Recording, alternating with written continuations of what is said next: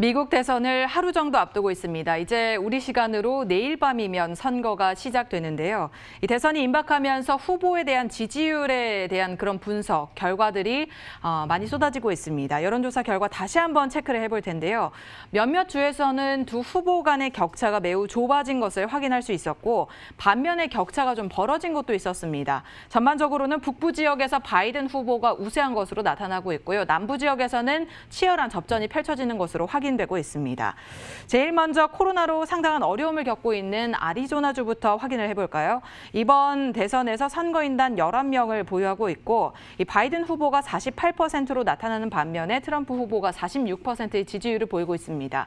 2%포인트 정도의 지지율 격차가 보이고 있어서 이 지역도 사실은 바이든 후보가 앞서가고 있다라고 말씀드리기는 조금 어려울 것 같습니다.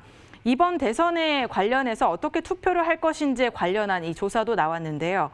45%에 가까운 인원이 응답자가 이미 우편 투표나 부재자 투표를 통해서 투표를 완료했다라고 나타나고 있고, 24% 정도가 이제 11월 3일 직접 투표소에서 투표를 하겠다라고 응답한 것으로 알려지고 있습니다. 다음으로 플로리다주로 가보시죠. 플로리다 결과가 매우 중요할 것으로 보이는데요. 사실 지난 대선 때도 이 지역에서 트럼프 대통령이 우세한 것으로 나타나면서 이 트럼프 대통령의 승리를 좀 점쳤다고 하는데요. 결과가 비교적 빨리 나올 것으로 예상되고 있어서 플로리다의 결과에 주의 깊게 살펴봐야 될 것으로 보입니다. 선거인단 29명이고요. 트럼프 대통령이 47%의 지지율을 받아가는 반면에 바이든 후보가 2%포인트 앞서서 49%로 나타나고 있습니다. 네, 다음으로 미시간주로 가보시죠. 미시간주 선거인단 16명입니다. 바이든 후보가 52%로 크게 앞서고 있고요. 반면에 트럼프 후보는 42%, 10%포인트의 격차를 보이고 있습니다.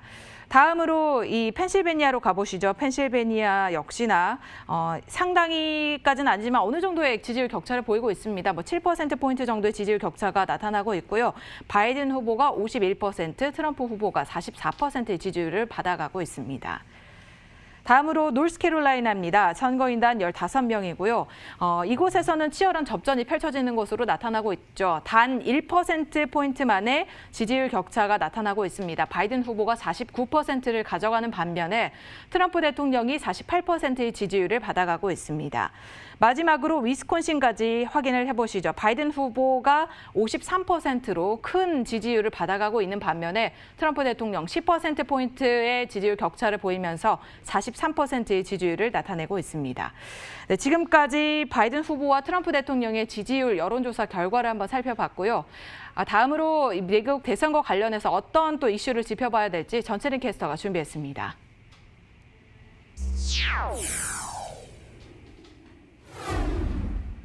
네, 미국 대선 D1 단 하루 앞으로 다가왔습니다. 이제 우리 시각으로 내일 저녁이면 동부 지역을 중심으로 투표가 시작이 될 텐데요. 대선이 이렇게 코앞으로 다가온 시점 주목해야 할 소식 살펴보겠습니다. D1 핫 토픽 첫 번째 소식은 월스트리트 저널에서 가지고 왔습니다. barnstorming이라고 써있죠. 바이든 후보와 트럼프 대통령이 지방으로 유세를 다니고 있다는 뜻이 되겠고요. 또 Great Lake Stakes라고 하면 미시건주, 위스콘신주, 그리고 펜실베니아주를 비롯한 8개 주를 이르는 말입니다. 2016년 대선 결과에 결정적인 역할을 했던 이들 지역에서 막바지 유세하는 데 힘을 쏟고 있습니다. 앞서 살펴보셨듯 바이든 후보가 전체 및 경합주 여론조사에서 여전히 약간 앞서 나가고 있습니다.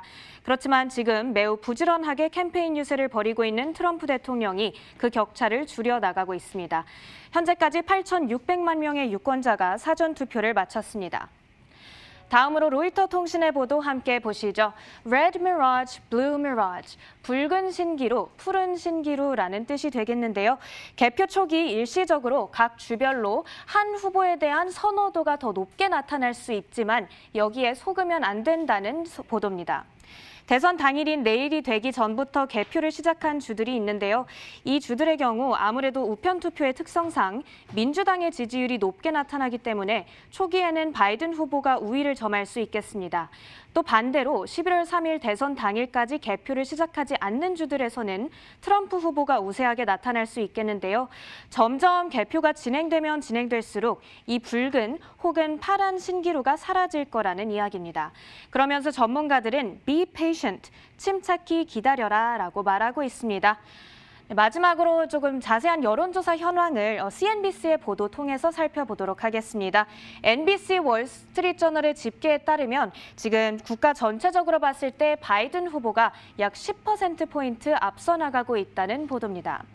또한 10명 중 6명의 유권자가 현재 대통령이 국가 행정을 잘못된 방향으로 가져가고 있으며 팬데믹 통제에도 실패했다는 생각을 가진 것으로 나타났습니다.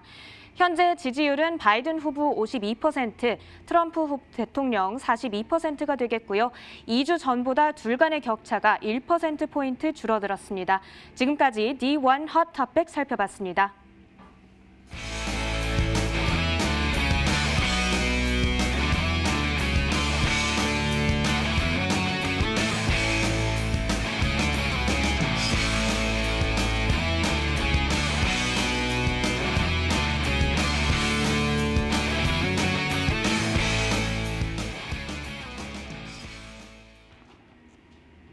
계속해서 대선과 관련한 현지 이야기 들어보겠습니다. 뉴욕 현지의 한인 유권자연대 김동석 대표님과 화상 연결 준비되어 있습니다. 대표님 안녕하세요.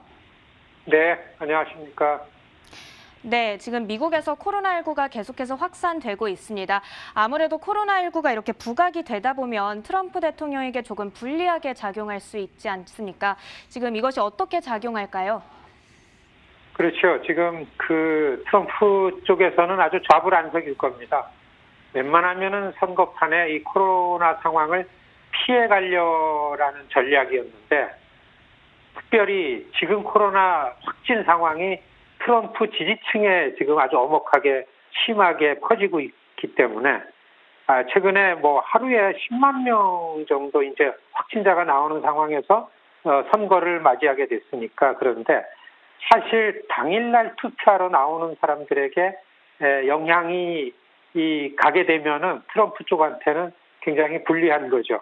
그런데 한편에 그 전문가들은 이미 그 코로나 상황에 대비한 유권자들은 이미 투표를 마쳤다. 그렇기 때문에 지금 트럼프 대통령 유세를 보면은 트럼프 대통령이 유세할 때마다 쏟아져 나오는 저 콘크리트 지지층들은 이 코로나 상황 상관없이 나오기 때문에 양 후보 측에 별로 지금 상황이 어디가 더 유불리 얘기하기는 별로 큰 영향이 없다. 이렇게들 전망하고 있습니다. 네, 트럼프 대통령의 두터운 지지층에 있어서는 크게 영향을 받지 않을 거라는 말씀 들어봤습니다.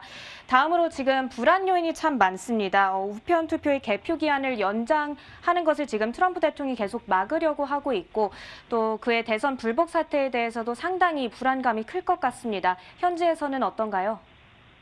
그렇죠. 사실 이번 선거 이틀 놔두고서 미국 시민사회 관심이 누가 더 표를 많이 받아서 이기는가라는 것보다는 이 선거 과정, 특히 개표 과정 속에서 어떤 큰일이 벌어질지 모른다라는 이 긴장감이 지금 굉장히 크게 조성이 되어 있습니다.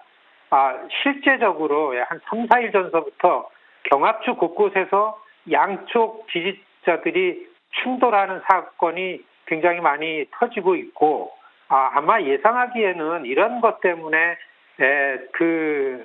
이 충돌이 많고 그다음에 소송도 이어지고, 그래서 이 투표 결과가 한참 동안 나오지 못하는, 이렇게 지연되는, 그래서 혼란이 올 것 같은 이런 우려가 지금 미국 시민사회에 많이 퍼져 있습니다. 그리고 사실은 이런 거에 대해서 대도시에서 구체적으로 지난 여름 동안에 일어났던 그 블랙 라이브스 매터 인종항의 시위에서 나온 이 폭동 수준의 이런 충돌이 벌어질 거다 예상해가지고 이거에 대한 준비하는 상황, 이런 것들이 사실 더 큰 뉴스로 나오고 있는 상황입니다.